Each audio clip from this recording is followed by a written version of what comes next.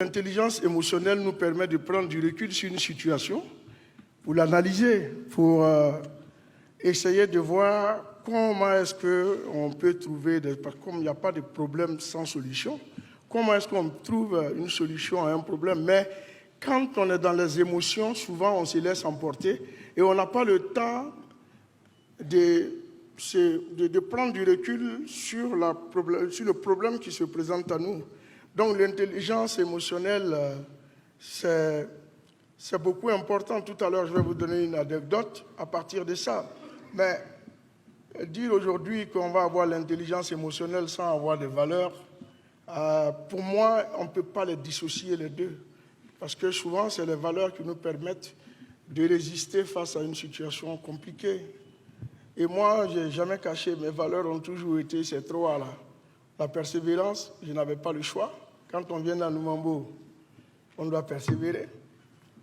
La foi, parce qu'il fallait être seul à croire. Vous les jeunes aujourd'hui, je vous dirais qu'en Afrique, j'ai participé à une conférence où il y a un conférencier qui me disait que quand tu vas faire ton projet en Afrique, sur 10 personnes, il y a 11 qui te diront que ce n'est pas possible. Et la 11e personne, c'est toi-même. Hein?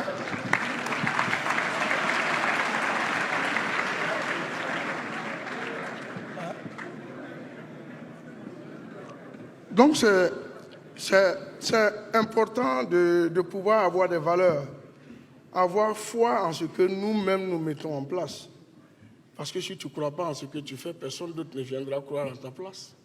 Et après, il y a ce qu'on appelle la détermination. On peut persévérer longtemps, jusqu'à sa mort, sans que le résultat ne vienne si on n'est pas déterminé à faire quelque chose. Donc il y a à attendre et il y a à savoir attendre.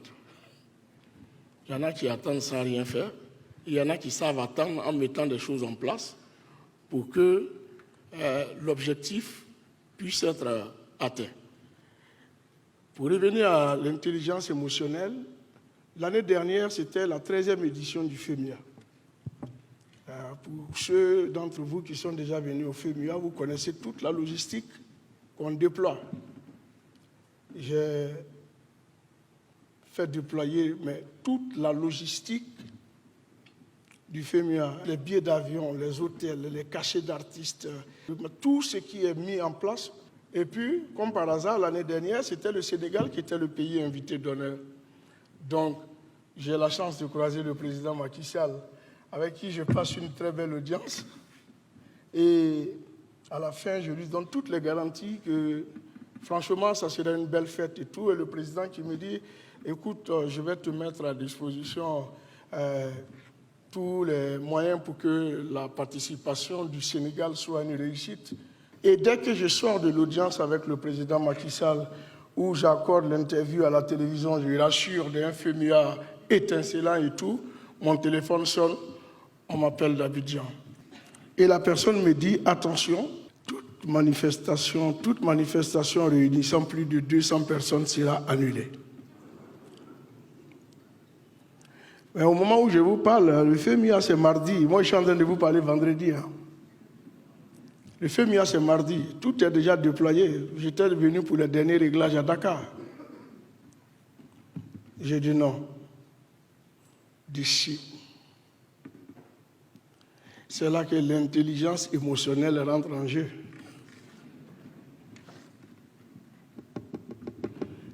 La plupart des sponsors sont assis ici. Je sais qu'après, ils vont venir te dire ben nous, on s'en fout, tu nous as promis de faire des spectacles. Si ils annulent, on reporte, mais on ne va plus décaisser. Donc, en un coup, tu vois le FEMIA qui prend du plomb dans l'aile. Tu vois tout qui va être annulé, tu vois tout qui va être démonté. Et pendant que je parle, des délégations sont déjà à Abidjan, toute la presse internationale est déjà à Abidjan, les billets d'avion ont été émis, tout le monde est là, les restaurants, les hôtels ont reçu leurs 50%. Et toi, on t'annonce ça, mais je suis à Dakar, je suis hors d'Abidjan. Et je m'assois, c'est là qu'il faut faire travailler l'intelligence. C'est pourquoi j'ai dit qu'il faut prendre du recul face à une situation pour trouver une solution. Et j'appelle Jean-Louis, le directeur exécutif de la Fondation. Moi, je fonctionne avec la consultation. J'ai dit, voilà la décision qui a été prise. Lui-même, son cri au téléphone m'a découragé. En fait, tu vas chercher du réconfort ailleurs et tu vois que lui, il est plus effrayé que toi.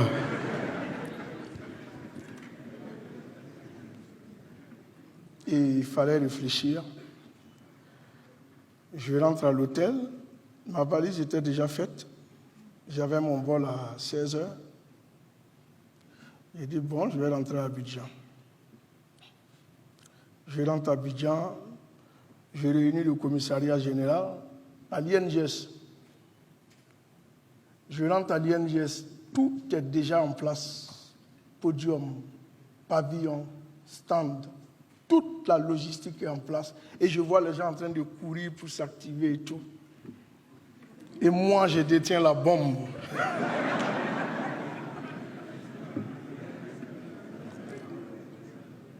Je ne peux pas la faire exploser. C'est pourquoi je dis, c'est l'intelligence émotionnelle, vous devez l'avoir. Je m'assois avec eux et on parle. J'ai dit, pour que cette décision soit prise, c'est qu'il y a des choses qui ont amené les autorités à prendre cette décision. Quelles sont ces choses? Bon, la Côte d'Ivoire est un pays moins vacciné. Il y a le cas Omicron qui vient d'apparaître et qui est en train de décimer des gens de l'autre côté. On ne peut pas prioriser le spectacle au détriment de la vie des gens. Donc, qu'est-ce qu'il faut faire? C'est en ce moment que vient la réflexion de transformer les obstacles. Merci beaucoup.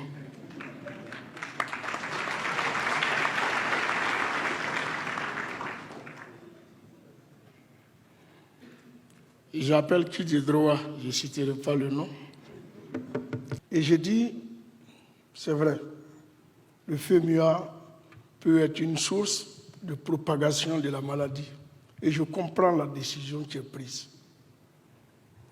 Mais si on se met de l'autre côté,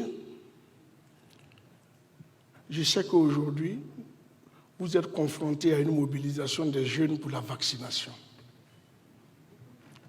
Le FEMUA va leur permettre d'être ensemble. Ils vont venir écouter leurs idoles et leurs idoles vont leur dire « Allez vous faire vacciner ».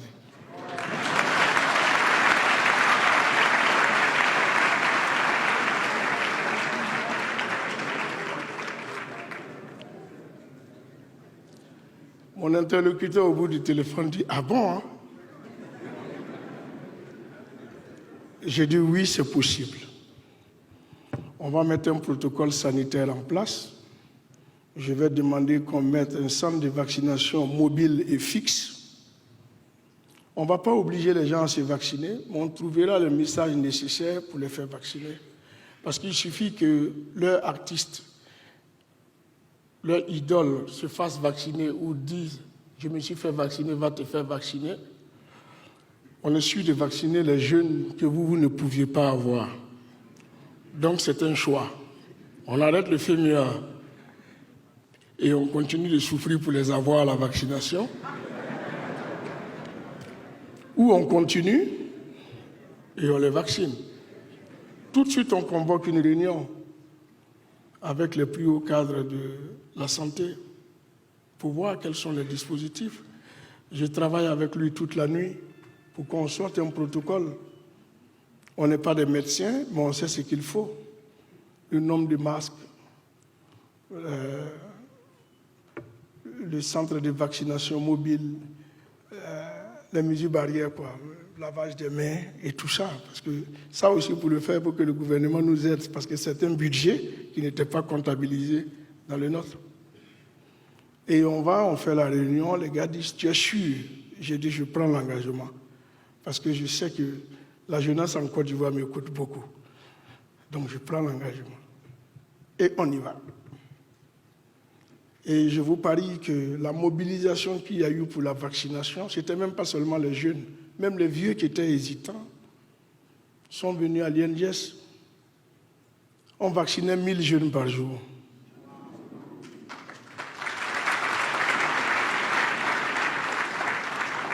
Donc vous voyez comment l'intelligence émotionnelle m'a permis de prendre du recul, analyser le problème et transformer la difficulté en opportunité pour sortir à là. C'est pour dire dans le public, beaucoup d'entre vous ont dû être confrontés à des problèmes où ils ont baissé les bras alors qu'ils pouvaient prendre du recul simplement pour dire que si je sais que ça va faire un trou ici, je vais contourner pour ne pas qu'il y ait un trou. Donc c'est ça qu'il faut. Il faut savoir avoir cette intelligence émotionnelle qui vous permettra de prendre du recul sur toutes les situations. L'intelligence émotionnelle, c'est vous.